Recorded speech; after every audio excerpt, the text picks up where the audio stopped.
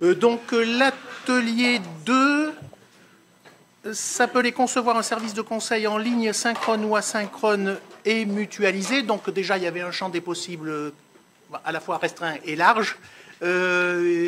Donc on est parti de la restitution ou la présentation de 2 cas qui étaient vraiment utiles pour se mettre en réflexion sur le sujet. Donc un cas en bibliothèque qui nous a été présenté par Nadine Kicker, qui est ici, qui est conservatrice à la BU ici, et responsable du pôle relations avec les publics et qui s'occupe à divers titres depuis des années, de UBIB, qui est un réseau de réponses synchrones, mutualisées.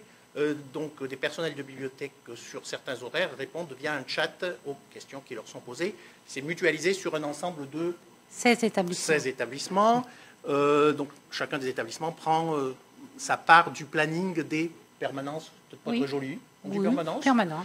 Mais c'est pas une corvée quand même. Non, pas du tout. Un plaisir. D'accord. Partagé. Voilà, des permanences de gestion et de réponse via le chat. Donc ça, c'était l'exemple bibliothèque pour décentrer comme dans l'autre atelier. Et puis Éric Monta, directeur des archives du Tarn, et Valérie Gautran, chef de pôle communication, qui est là-bas, qui nous ont parlé donc de ce qu'ils ont mis en place depuis relativement peu, j'ai plus la date. Novembre 2020. Oui, voilà, donc qui là est un chat. Et comme ça, tiens, chose intéressante qui a été conçue sur la base notamment de la diffusion par le SIAF des résultats concernant chaque département de l'enquête 2 milliards de clics. Je trouve que c'est intéressant de voir que chaque département recevant ses réponses s'en empare et dit tiens, on me demande un chat. Voilà, c'est bien. Formidable, voilà, c'était ce que je voulais dire. Donc voilà, le retour d'expérience a été relativement bref, puis on s'est mis en travail par atelier avec 2 jeux de rôle, si je puis dire, ou d'abord un jeu de rôle et le deuxième, je ne sais pas trop comment il faut l'appeler, si un jeu de rôle. Bon. Eh bien, Nadine va nous en présenter le résultat. Donc, première partie de l'atelier, 2 équipes.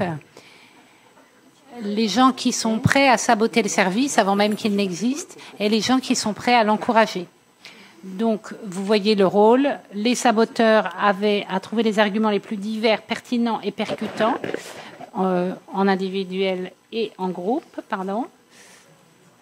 Et les autres, même chose, mais comment encourager cette belle idée naissante dans mon service?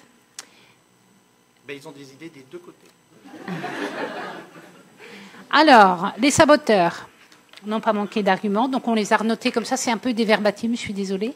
Mais voilà, j'ai besoin de temps pour une réponse de qualité, ce que je fais perd son sens, ce chat c'est pour les sites commerciaux, on va avoir plusieurs fois la même demande, je ne peux pas répondre dans une autre langue que le français, et les attaques informatiques, je fais comment? L'utilisateur n'a pas de trace écrite, on n'a pas les moyens financiers, je vais être fliqué, encore un nouveau planning, on a déjà une messagerie et un bon site.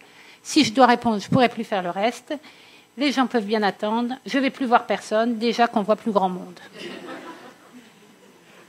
Alors, face à cette équipe de saboteurs, nous avions ceux qui étaient prêts à tout pour mettre en place le service.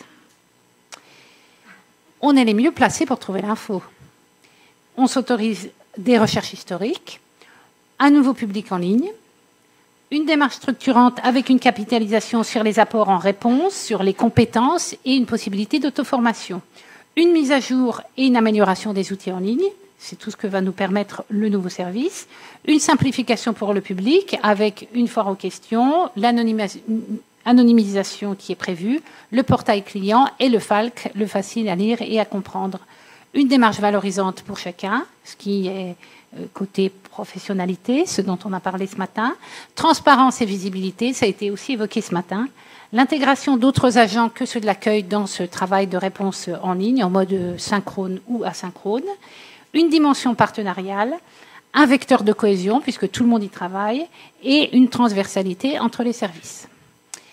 Alors, figurez-vous que ces gens-là l'ont emporté. Ils ont emporté la mise. Et maintenant qu'on a l'accord politique, qu'est-ce qu'on fait dans les 100 jours ou quelles sont les 3 actions prioritaires? D'abord, on s'est interrogé si c'était avant d'avoir l'accord ou après, mais bon, si c'est avant ou après Jésus-Christ, si je puis me permettre. Donc, recueillir les besoins des usagers à partir des données qu'on a déjà.